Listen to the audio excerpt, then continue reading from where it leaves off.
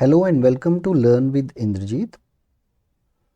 This is another video in the series of videos titled Code Like a Pro in Visual Studio 2022. In this series of videos, we are learning about keyboard shortcuts that can be used in Visual Studio to increase productivity and coding speed. In the previous videos, we have covered shortcuts related to navigation and scrolling, code selection, multi-cursor, editing and deleting, formatting, indentation and code cleanup, find, replace and code navigation, debugging, switching tabs and tool windows, bookmarks, to-dos and comments. If you haven't watched these videos, please go ahead and watch them too. In today's video, we will be covering refactoring shortcuts built in snippets, and at the end of the video, we'll be covering how to paste JSON or XML as classes in C#. Right, so this video is going to be very interesting. Let's get started.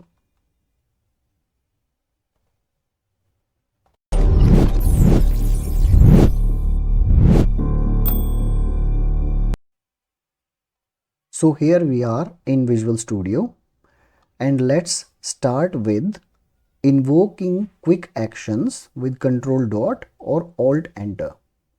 So if we click on this variable name, see there is this bulb, it shows quick actions, okay? And to invoke this bulb, the shortcut is Control dot or Alt enter, right? So it shows quick actions related to this variable name, right? Like fix name violations, generate constructor for this class, and many more, right? Renaming is done with Control RR. Let me show you that. So for example, the variable name here is LID. It actually represents the list ID.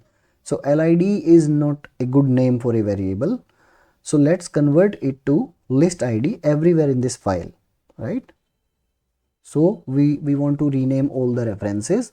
The shortcut is Control RR, and it gives you a chance to change the name. So let's change that to list ID and press enter. So everywhere in this file, LID has been changed to list ID, right? So the shortcut is Control RR. Next is extract a method.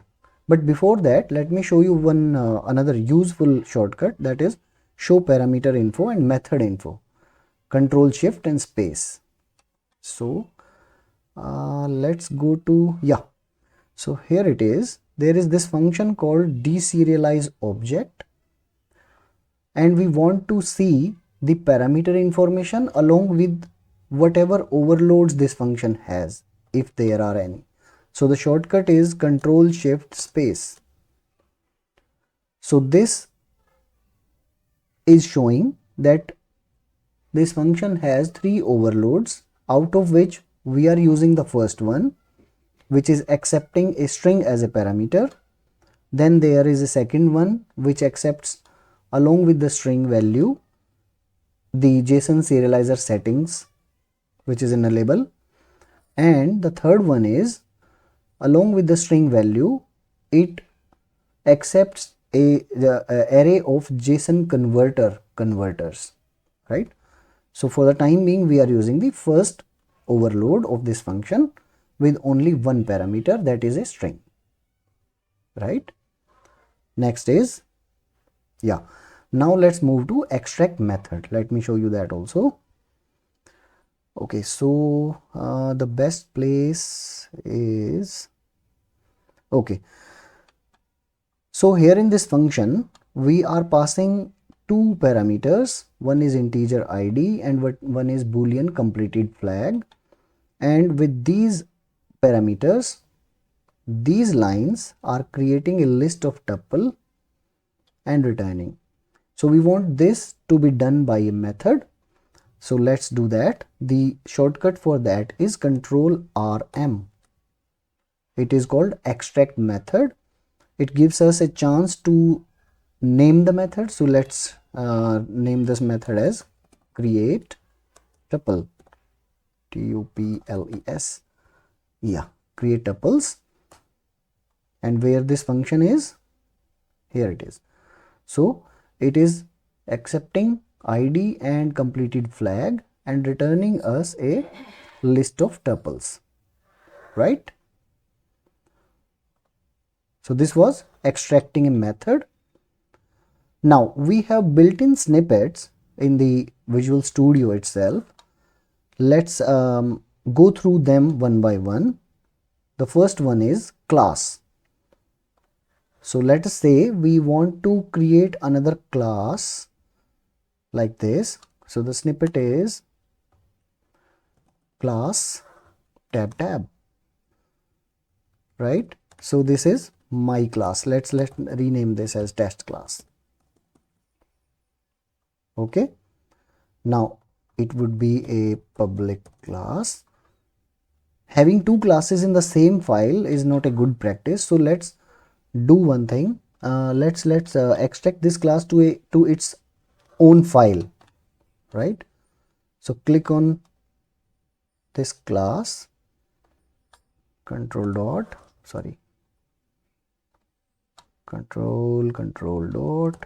and move the type to test class.cs, right? Clicking on that will move this class to its own file over here. Let's open that. So this is creating a new class. Then we have the CTOR and prop. CTOR is for constructor. It creates a constructor of the class. Then prop is for creating the property. For example, we want to create a property called ID. Then we want to create a property called suppose name, ID name prop tab. It would be a string tab and the name will be address. Okay. Another shortcut, another snippet is the loops, the for loop, the for reverse, for each, while. Let's see that. So before that, let us have a method which is a public, suppose public void test method, and in here we have a for loop. So for tab will create a for loop. We can specify the length, for example 10, and we can have a console.writeLine. The shortcut for that is CW. So it will write to the console, and let's use string interpolation to print the variable, right? Then we have the for reverse. So the shortcut is for with double R tab. It goes in reverse, and again CW and string interpolation to have the variable printed, right? Then we have the for each, for each where item in name. So let's have a list over here.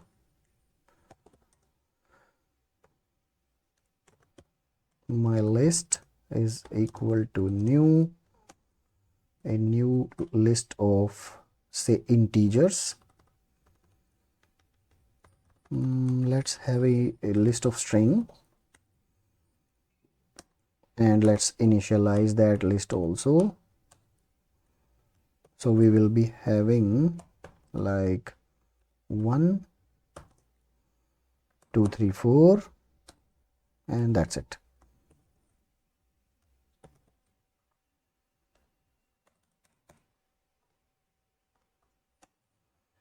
Okay, for each var item in my list, CW, interpolation, and item.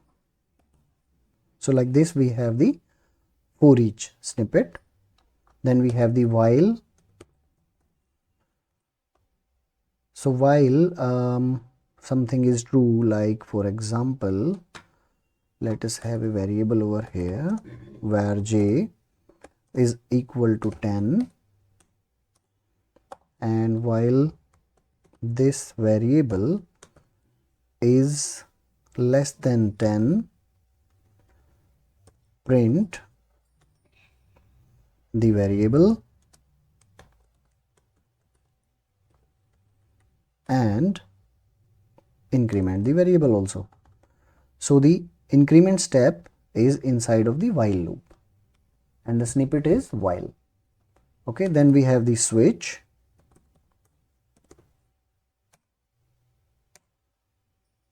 And case 0, console.writeLine, string interpolation with j and break. Okay, switch also has a default. So default has its snippet and string interpolation and break. Sorry.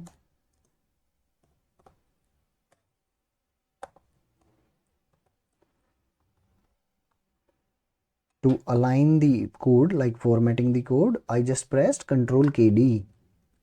Okay.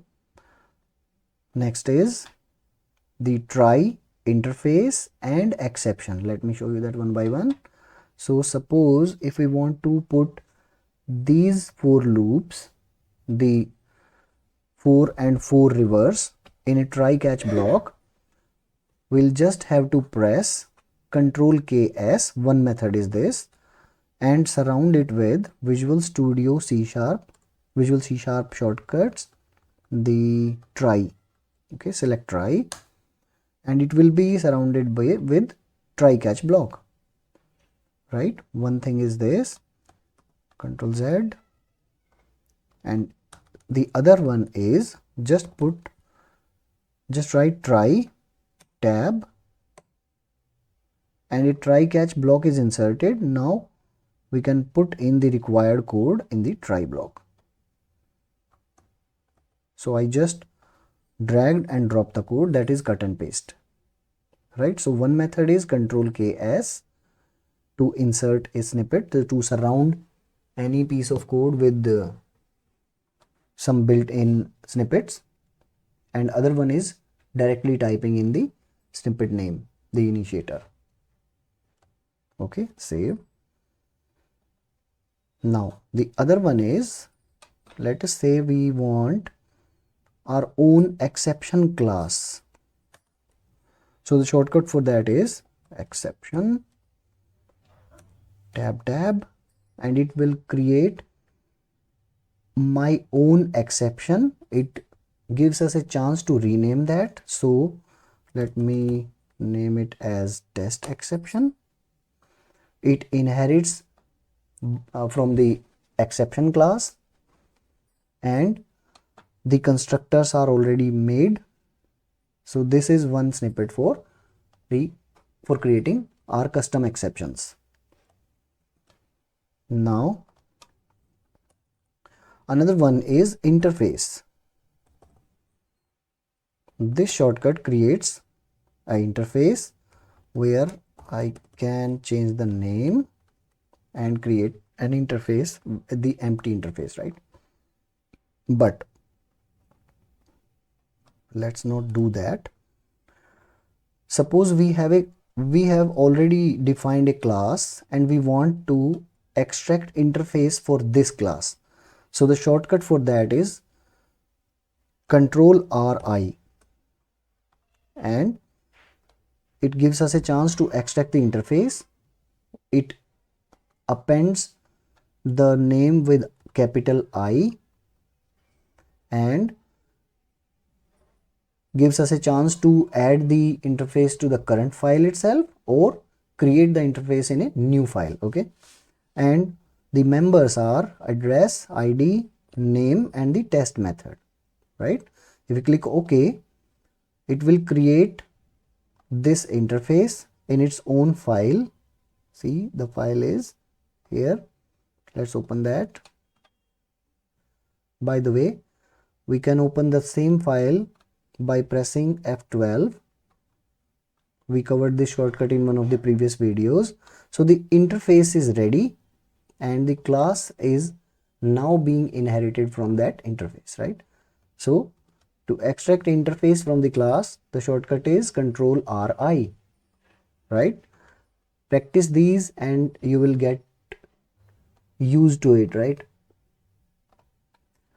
Now, the most interesting, this one is my favorite. We sometimes have JSON or XML and we want the C# class representation of that XML or JSON. Let me give you an example of that. So suppose we have this app settings and there is this section called cookie settings. This is a JSON and we want a C# class that represents these settings, right? So one way is to create a cookie settings class, then add these properties, these string properties or numeric properties to that, and it would take time, right? So the shortcut for this is just copy these settings. Let's go to text editor and start creating a JSON, right? And paste these properties over here. Now let's copy this JSON, copy to the clipboard, go back to Visual Studio and let's create another class in settings. So we already have cookie settings class that represents these settings. Let's create another one just to show you. Add a new class. Let's name it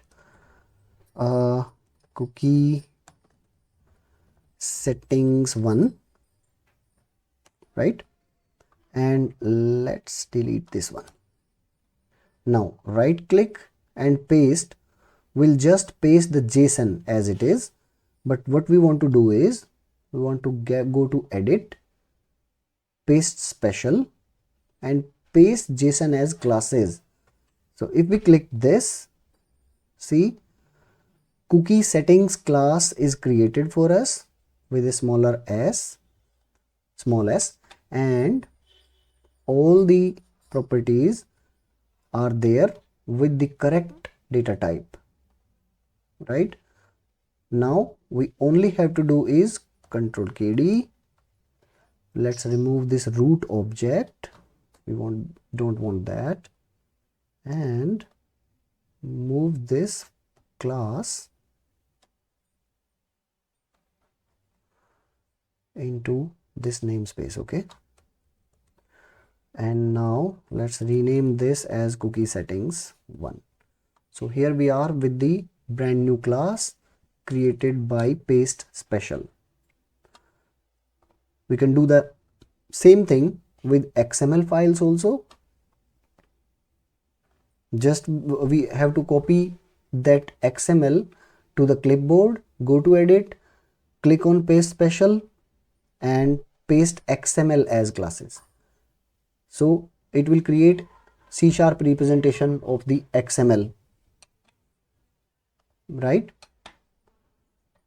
So we covered invoking quick actions, renaming, extracting a method, show parameter info that will show us the parameter info as well as the overloads of that function, built-in snippets, extracting an interface, and the special one, right? So please practice these. I hope you like the content of this video. If that is so, please like, share and subscribe to my channel. And please don't forget to tell me in comments which shortcut learned today you like the most. Thank you for your time. Keep learning.